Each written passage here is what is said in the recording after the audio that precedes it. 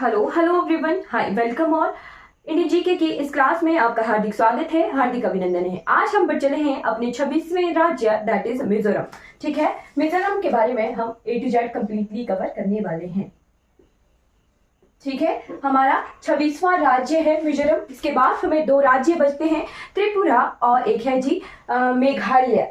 ठीक है, तो मिजोरम जो है हमारा पार्ट नेफा का ही था। ठीक है, 21 जनवरी 1972, ठीक है, जब नेफा को बाइफरकेट किया था तब मिजोरम को भी जो है एक केंद्र शासित प्रदेश बनाया गया था। ठीक है, नेफा को 21 जनवरी 1972 को जो है बाइफरकेट किया, तोड़ा गया। ठीक है, और उसी टाइम मिजोरम भी जो है एक यूटी बना था, केंद्र शासित प्रदेश बना था। ठीक है, क्लियर हो गया। अब इसके बाद आ जाइए फिर 53rd कॉन्स्टिट्यूशनल अमेंडमेंट एक्ट यानी 53वां संविधान संशोधन। ठीक है, 53rd कॉन्स्टिट्यूशनल अमेंडमेंट एक्ट यानी संविधान संशोधन।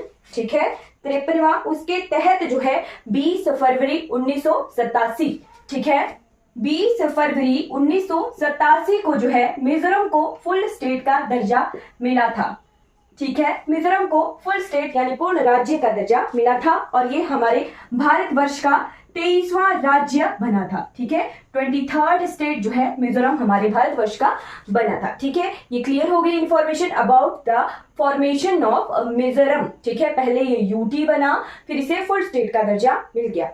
ठीक है, अब इसे कहा जाता है मिजोरम। ठीक, तो मिजोरम का अर्थ क्या होता है? मिजोरम का अर्थ होता है, मिजो होता है एक जनजाति, ठीक है, और रम का अर्थ होता है धरती। ठीक है, तो लैंड ऑफ मिजोज इसे कहा जाता है। ठीक है, कि मिजो जनजातियों के रहने का स्थान। ठीक है, कुछ जगहों पर इसे जो है लैंड ऑफ हिल्स के नाम से भी जाना जाता है। ठीक है, उसके बाद इसे कहा जाता है मोलासिस बेसिन। ठीक है, ये जो दो नाम है मोलासिस बेसिन, इसे भी जो है नोट कर लीजिएगा। बेसिन होता है घाटी, ठीक है, तलहटी, है ना। तो मोलासिस बेसिस के नाम से जाना जाता है मिजोरम को और लैंड ऑफ मिजोस के नाम से जाना जाता है। ठीक है, फिर उसके बाद आ जाइए इसके गवर्नर, सीएम और हाई कोर्ट के बारे में जो है इंफॉर्मेशन कलेक्ट कर लेते हैं। ठीक है, तो गवर्नर में हम क्या पढ़ते हैं? पहले गवर्नर पढ़ते हैं, ठीक है, और हम प्रेजेंट गवर्नर पढ़ते हैं। ठीक, तो जब भी आप एग्जाम दे रहे हो, ठीक है, ये तो सारी रिकॉर्डेड क्लासेस हैं, जब भी आप एग्जाम दे रहे हो उससे पहले अपनी कॉपी में जो है इस इंफॉर्मेशन को अपडेट कर लीजिएगा। ठीक है, पहले तो वो फिक्स है, ठीक, बट जो प्रेजेंट टाइम के हैं वो हमारे चेंज हो सकते हैं। ठीक है, तो आप जो है प्रेजेंट टाइम का इंफॉर्मेशन को अपडेट कर लीजिएगा एग्जाम की डेट के हिसाब से, जब भी आप एग्जाम दे रहे हो। ठीक है, तो आज की डेट के अकॉर्डिंग तो मैं आज का प्रेजेंट पढ़ा रही हूँ, आप जब भी पढ़ें या जब भी एग्जाम हो उसके हिसाब से अपनी इंफॉर्मेशन को अपडेट कर लीजिएगा। ठीक है, चलिए गवर्नर आते हैं हमारे। फर्स्ट गवर्नर, फर्स्ट तो हमारे फिक्स ही रहते हैं, है ना, पर प्रेजेंट हमारे चेंज हो सकते हैं। ठीक, तो श्री SP मुखर्जा। ठीक है, SP मुखर्जा, श्री SP मुखर्जा जी जो थे यहाँ के पहले मुखर्जी, SP मुखर्जी जी 1972 से, ठीक है, 24 अप्रैल 1972 से 74 तक ये गवर्नर रहे थे। ठीक है, उसके बाद प्रेजेंट टाइम में कौन है यहाँ के? तो प्रेजेंट टाइम में है जी यहाँ के खंबापति हरिबाबू। ठीक है, खंबापति हरिबाबू जो हैं आज के प्रेजेंट टाइम के गवर्नर हैं मिजो के। ठीक है, उसके बाद जो है पहले सीएम के बारे में लिख लीजिए, यहाँ के पहले मुख्यमंत्री कौन है? तो पहले मुख्यमंत्री हैं CH चेनुंगा जी। ठीक है, CH चेनुंगा जी जो हैं यहाँ के पहले मुख्यमंत्री रहे हैं। ये भी 1972 से लेके 1977 तक रहे थे। ठीक है, 5 मई 1972 से लेके 1972 से लेके 10 मई 1977 तक जो है ये मिजोरम के मुख्यमंत्री के रूप में इन्होंने कार्य किया था। और प्रेजेंट टाइम में कौन है? तो प्रेजेंट टाइम में है यहाँ के मुख्यमंत्री जोरामथांगा जी। ठीक है, कौन है? जोरामथांगा जी। ठीक है, ये है MNF दल से। ठीक है, चलिए अब देख लेते हैं यहाँ का हाई कोर्ट। ठीक, तो हाई कोर्ट कौन है? यहाँ का हाई कोर्ट है जी गुवाहाटी हाई कोर्ट। ठीक है, गुवाहाटी हाई कोर्ट है। ठीक है, गुवाहाटी हाई कोर्ट। ठीक है, असम का जो है वो भी वही का ही जुरिडिक्शन यहाँ पर चलता है। ठीक है, असम के बाद अरुणाचल प्रदेश के बाद हमारा नागालैंड और लास्ट स्टेट है मिजोरम। ठीक है, इन 4 राज्यों का जो जुरिडिक्शन है वो हमारे गुवाहाटी हाई कोर्ट से ही चलता है, सारा लॉ एंड ऑर्डर। ठीक, तो ये कुछ स्टैटिक इंफॉर्मेशन आ गई असम मिजोरम से रिलेटेड। अब पर चलते हैं यहाँ के area boundary line neighbours of Mizoram से के बारे में पढ़ लेते हैं। ठीक है जी, चलिए एरिया ऑफ मिजोरम। ठीक, तो एरिया है यहाँ का 21,081 किलोमीटर स्क्वायर। ठीक है, अगर मील में लिखना हो तो 8139 माइल स्क्वायर। ठीक है, और फॉरेस्ट एरिया कितना है? तो लगभग जो है 16,717 किलोमीटर स्क्वायर जो है टोटल फॉरेस्ट एरिया है। ठीक है, फिर देखिए कि ये जो है मिजोरम का लगभग 80% ज्योग्राफिकल एरिया को फॉरेस्ट ही कवर करती है। ठीक, अब देख लेते हैं यहाँ की बाउंड्री। तो बाउंड्री देखने के लिए हमें जो है पहले मिजोरम का मैप ड्रॉ करना पड़ेगा। ठीक, ये इस तरह से जो है मिजोरम का मैप है। ठीक है, ये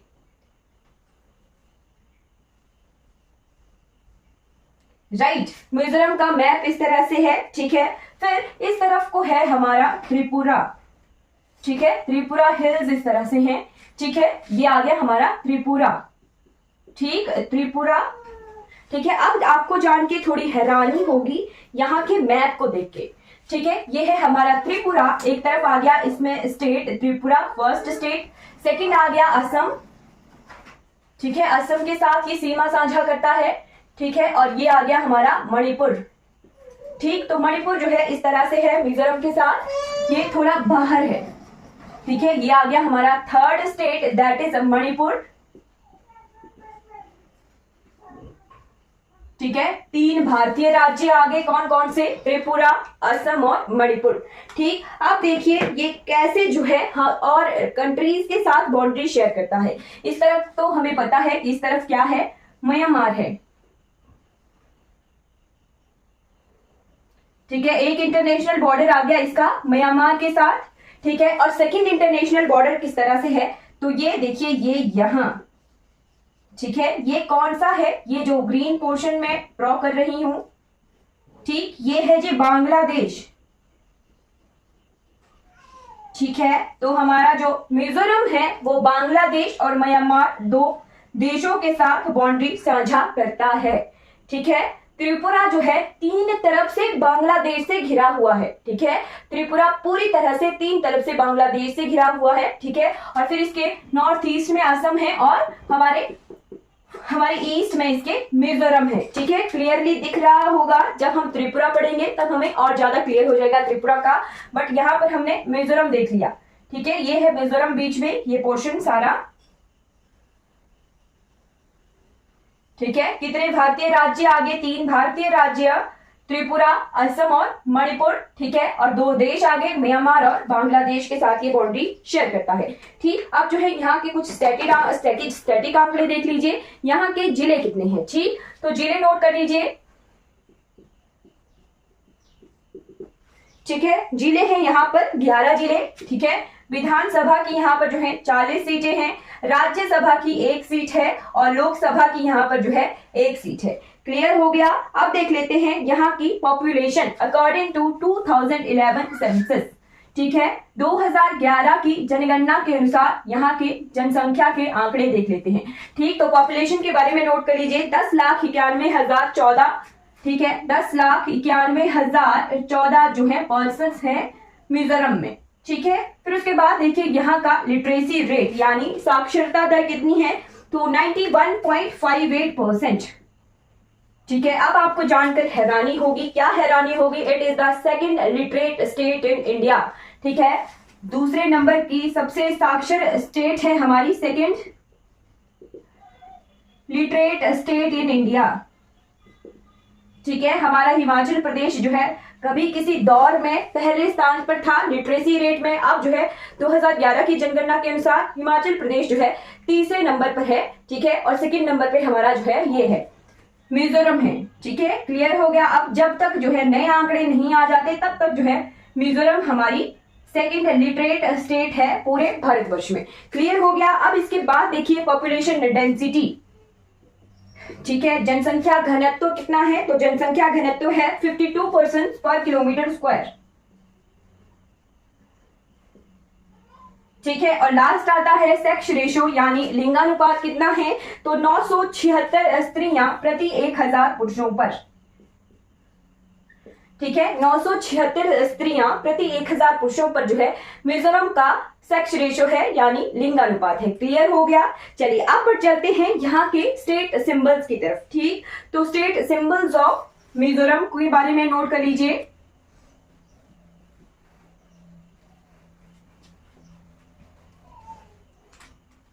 right, state symbols of Mizoram.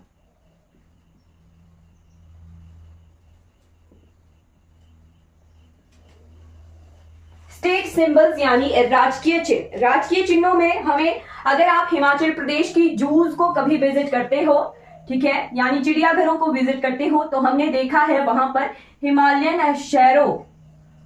ठीक है, हिमालयन शैरो जो है एक पशु देखा है, वही पशु जो है यहाँ का क्या है? राजकीय पशु है। ठीक है, फिर वर्ड देखिए तो मिस्टर ह्यूम्स फिजेंट। ठीक है, क्या नाम है इसका? Mister Hume's. Mister Hume's pheasant. ठीक है, ये जो है बहुत सुंदर कबूतर के जैसे लंबी लंबी पूंछ वाला पक्षी है। ठीक है, मिस्टर ह्यूम फिजेंट नाम से जो है ये पक्षी है। ठीक, उसके बाद आप नोट कर लीजिए यहाँ का फ्लावर, तो red Wanda orchid. Red Wanda orchid जो है यहाँ का स्टेट फ्लावर है। और स्टेट ट्री के बारे में अगर आपने लिखना है तो स्टेट ट्री है हमारा इंडियन रोज चेस्टनट। ठीक है, इंडियन रोज चेस्टनट। ठीक है, और लास्ट लिख लीजिए कैपिटल ऑफ मिजोरम, तो कैपिटल है आइजवाल। ठीक है, आइजवाल यहाँ की कैपिटल है मिजोरम की। ठीक, ये आ गया कुछ इंफॉर्मेशन रिलेटेड टू मिजोरम। ठीक, अब जो है हम मिजोरम की मैप से थोड़ी कुछ पढ़ना। ठीक, मैप से हमने पढ़ना है, अभी थोड़ी देर में देखते हैं हिमालय किस तरह से जो है मिजोरम तक फैले हुए हैं वो देखेंगे। ठीक है, वो हमने जो है पूरा नॉर्थ ईस्ट ही ड्रॉ करना है। ठीक है, चलिए अब पर चलते हैं यहाँ की ट्राइब्स के बारे में देखते हैं। ठीक है, तो यहाँ पर बाशिंदी ट्राइब्स कौन कौन सी हैं? जनजातियां। तो सबसे पहले नोट कर लीजिए यहाँ पे है लुशेई ट्राइब्स। लुसेई ट्राइब। ठीक, लुसेई ट्राइब के बाद आप नोट कर लीजिए यहां पर है राल्ते ट्राइब। राल्ते। थर्ड नंबर पे नोट कर लीजिए हमार ट्राइब। हमार के बाद नोट कर लीजिए पाइथे ट्राइब। और पांचवें नंबर पे नोट कर लीजिए फावी ट्राइब। ठीक है, ये क्या है? जनजातियां हैं यहाँ की। ठीक, जनजातियों के बाद नोट कर लीजिए आर्ट एंड कल्चर पोर्शन में हम पहुंच गए डांस फॉर्म्स ऑफ मिजोरम। ठीक है, डांस फॉर्म कौन कौन सी है यहाँ की? Dance forms. राइट, ये ट्राइब्स पढ़ी, ट्राइब्स के बाद डांस फॉर्म्स पढ़ेंगे यानी फोक डांसेस जो भी मिजोरम में परफॉर्म किए जाते हैं। ठीक है, तो यहाँ पर है चिराओ, खोलम। ठीक है, खुलम भी कह सकते हैं। ठीक, इसे खुलम भी कहते हैं। ठीक है, ब्रैकेट में लिखिए ये गेस्ट के द्वारा परफॉर्म किया जाने वाला नृत्य है। ठीक है, गेस्ट्स को जो है यानी मेहमानों को ये नृत्य करवाया जाता है। चैलम, खुलम के बाद चैलम, चैलम के बाद च्वांगलाइज्वान। ठीक है,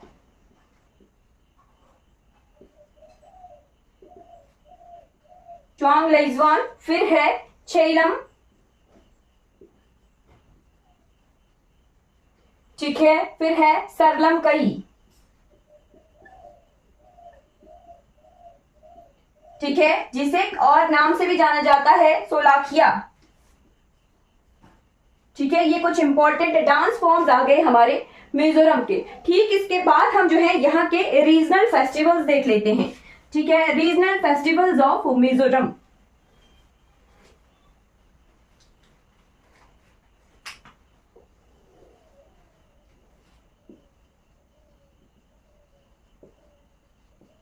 तो यहाँ पर जो है त्योहारों के बाद एक शब्द का यूज किया जाता है, कूट। कूट, ठीक है, देखते हैं आपको क्लियर हो जाएगा।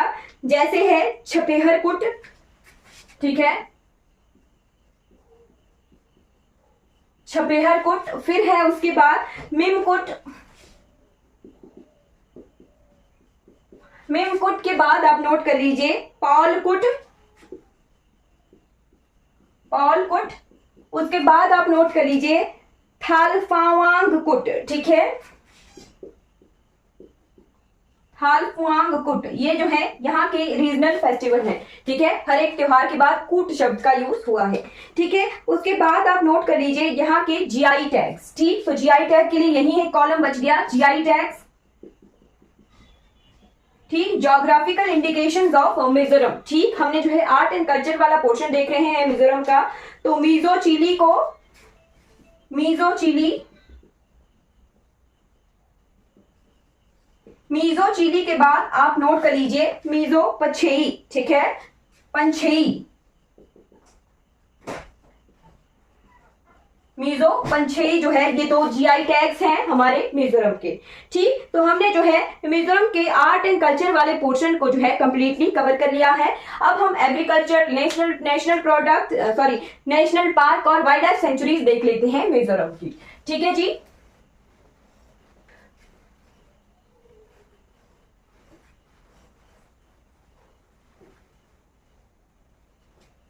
ठीक, कौन सी पोर्शन पढ़ रहे हैं? Agriculture product of Mizoram.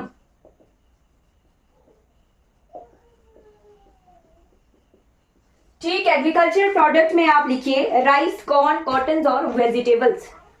ठीक है, राइस, कॉर्न, कॉटन और वेजिटेबल्स जो है यहाँ का मेन एग्रीकल्चरल प्रोडक्ट है। ठीक है, उसके बाद नोट कर लीजिए यहाँ के नेशनल पार्क। ठीक है जी, नेशनल पार्क ऑफ मिजोरम। तो मिजोरम में जो है दो नेशनल पार्क हैं। सबसे पहले है फांगफुई ब्लू माउंटेन नेशनल पार्क। ठीक है, फांगफुई माउंटेन को ही ब्लू माउंटेन्स कहा जाता है, ब्लू माउंटेन्स नेशनल पार्क। और दूसरा है मुरलिन, मुरलिन नेशनल पार्क। ठीक है, ये आगे हमारे नेशनल पार्क्स ऑफ मिजोरम। ठीक, उसके बाद नोट कर लीजिए यहाँ की वाइल्ड लाइफ सेंचुरीज। ठीक है, wild life sanctuaries of Mizoram.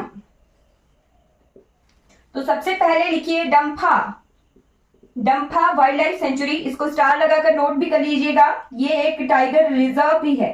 ठीक है, मैंने सारा कुछ कवर करवाया है नेशनल पार्क से रिलेटेड। ठीक है, टाइगर रिजर्व भी है ये, यानी बाघ अभ्यारण्य भी है। ठीक है, डम्फा के बाद नोट कर लीजिए ख्वांगलुंग। ठीक है, ख्वांगलुंग, ख्वांगलुंग के बाद आप नोट कर लीजिए लैंगतेक, लैंगतेक, ख्वांगलुंग। फिर है लैंगटेक, लैंगटेक। ठीक है, उसके बाद है नेंगपुई, नेंगपुई के बाद है पॉलरैंग, वालरैंग वाइल्ड लाइफ सेंचुरी। फिर है Tawi wild life century, Tawi को आप नोट कर लीजिएगा, तवी का पेपर में क्वेश्चन आता है। थोरंगथलांग, थोरंगथलांग वाइल्ड लाइफ सेंचुरी। ठीक है, और लास्ट है तकोला। ठीक है, तोकाला भी कह सकते हैं, तोकालो भी कह सकते हैं, तोकालो वाइल्ड लाइफ सेंचुरी। ठीक, क्लियर हो गया। अब जो है हम लेक्स, रिवर्स और वाटरफॉल्स देख लेते हैं। ठीक है, तो सबसे पहले नोट कर लीजिए लेक्स ऑफ मिजोरम। ठीक, लेक्स में आप नोट करिए पलक लेक। ठीक है, पलक लेक टूरिज्म के हिसाब से बहुत जो है फेमस है। पलक झील, पलक के बाद है तामदिल झील, तामदिल भी बहुत इंपॉर्टेंट है, यहाँ का टूरिज्म अट्रैक्शन है। पलक लेक, पलक लेक के बाद तामदिल लेक, तामदिल लेक के बाद एक लेक है जिसका नाम है रंगदिल, ठीक है, पलक, तामदिल और रंगदिल लेक। ठीक, उसके बाद आ जाइए रिवर्स ऑफ मिजोरम, ठीक है, यहाँ की मुख्य नदियां। ठीक, रिवर्स में नोट कर लीजिए बराक नदी। बराक नदी जो है मणिपुर से आती है बहती हुई, ठीक है, मिजोरम और असम के बॉर्डर पर बहती है, फिर उसके बाद त्रिपुरा और मिजोरम के बॉर्डर पर बहती है, फिर बांग्लादेश में एंटर करके ब्रह्मपुत्र में मिलती है। बराक के बाद धलेश्वरी नदी, धलेश्वरी रिवर, फिर है एक नदी जिसका नाम है कलादन रिवर, ठीक है, कलादन रिवर। ठीक, उसके बाद आप यहाँ के वाटरफॉल्स नोट कर लीजिए, ठीक है, वाटरफॉल्स नोट कर लीजिए, वाटरफॉल्स यानी झरने। ठीक, तो वाटरफॉल्स में लिखिए सबसे पहले तुईरी हेऊ फॉल्स, ठीक है, उसके बाद लिखिए वनतवांग फॉल्स, ठीक है, ये इंपॉर्टेंट है, वनतवांग फॉल्स। वनतवांग फॉल्स के बाद द कवाहा फॉल्स, ठीक है, द कवाहा फॉल्स, ये भी जो है मिजोरम के वाटरफॉल्स हैं, ठीक है। फिर इसके बाद यहाँ के पावर प्लांट्स देख लीजिए, ठीक है, पावर प्लांट्स ऑफ मिजोरम। तो यहाँ पर मेन जो है 4 पावर प्लांट्स है मिजोरम में, नोट करते चलिए। वैरेवी हाइड्रो पावर स्टेशन, वैरेवी हाइड्रो पावर स्टेशन, ठीक है। सेकेंड नंबर का नोट कर लीजिए Serlui hydro power station, Serlui hydro power station, ठीक है। थर्ड नोट कर लीजिए, third is Tuirial hydro power station, Tuirial dam, Tuirial dam, dam भी कवर हो गया इसी में, Tuirial dam hydro power station, ठीक है। और फोर्थ भी जो है एक डैम ही है, that is Tlawng dam hydro power station, ठीक है, Tlawng dam hydro power station. ये आगे कुछ पावर प्लांट्स ऑफ मिजोरम। ठीक, उसके बाद आप नोट कर लीजिए यहाँ के स्टेडियम्स और एयरपोर्ट, ठीक है, एयरपोर्ट्स ऑफ मिजोरम। तो एयरपोर्ट में एक ही एयरपोर्ट है यहाँ पर, ठीक है। चलिए देखते हैं कौन सा है।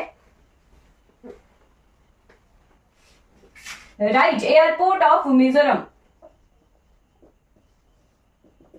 ठीक, तो एयरपोर्ट में आप नोट कर लीजिए लैंगपुई एयरपोर्ट, ठीक है, लैंगपुई एयरपोर्ट। लैंगपुई एयरपोर्ट के बाद यहाँ के स्टेडियम देख लीजिए, स्टेडियम्स ऑफ मिजोरम में यहाँ पर जो है 3 स्टेडियम है।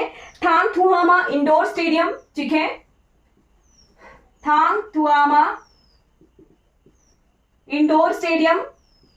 2 यहाँ पर इंडोर स्टेडियम है और एक जो है आउटडोर है। इंडोर मतलब एक बिल्डिंग के अंदर ही जो है कुछ कोर्ट्स और कुछ फील्ड्स बना दी गई हो, ठीक है, और आउटडोर होता है बाहर खुला मैदान, ठीक है। दूसरा है हावला इंडोर स्टेडियम, ठीक है, हावला इंडोर स्टेडियम, ठीक है। और थर्ड है राजीव गांधी स्टेडियम जो कि आइजवाल में है, ठीक है, ये आउटडोर है, राजीव गांधी स्टेडियम, ये है आइजवाल में, आइजवाल यहाँ की कैपिटल है, ठीक है। अब लास्ट टॉपिक आ गया हमारा टूरिज्म अट्रैक्शंस है, टूरिज्म अट्रैक्शन ऑफ मिजोरम।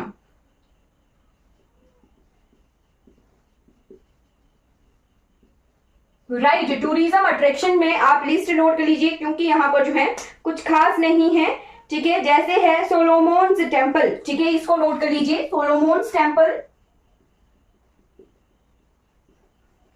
ठीक, सोलोमोन्स टेम्पल के बाद है दर्तलांग हिल्स, फिर है Tamdil lake, Vantawng falls, Phawngpui hills, Mizoram state museum, ठीक है। फिर है ख्वालदंग wild life sanctuary, Palak lake, ठीक है, कैसल ऑफ वियोनो या वियोनु, ठीक है, इसको नोट कर लीजिए,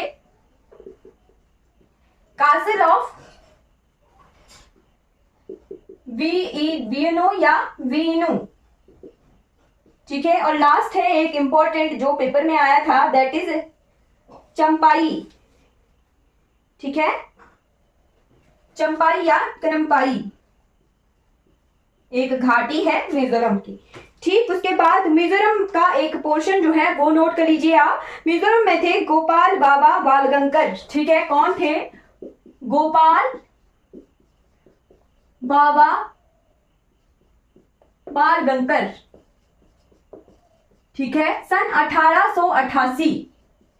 ठीक, मिजोरम के गोपाल बाबा गंकर जी ने जो है सन 1888 में एक मासिक पत्रिका चलाई थी, ठीक है, जिसका नाम था विट्ठल विध्वंसक। क्या था? विट्ठल विध्वंसक। ठीक है, ये मासिक पत्रिका थी 1888 में गोपाल बाबा बालगंकर ने जो है चलाई थी। ये कहाँ के थे? तो मिजोरम के थे। ठीक है, हमने जो है मिजोरम से रिलेटेड स्टैटिक इंफॉर्मेशन को कंप्लीटली कवर कर लिया है। अगर आपको कोई डाउट होगा तो आप चैट बॉक्स में जो है पूछ लीजिएगा। आई होप आपको ये क्लास अच्छी लगी होगी। Thank you so much for watching this class. अगर आपको ये वीडियो अच्छी लगी हो तो लाइक कीजिए, शेयर कीजिए और फीडबैक जरूर दीजिए। Thank you so much for watching this class.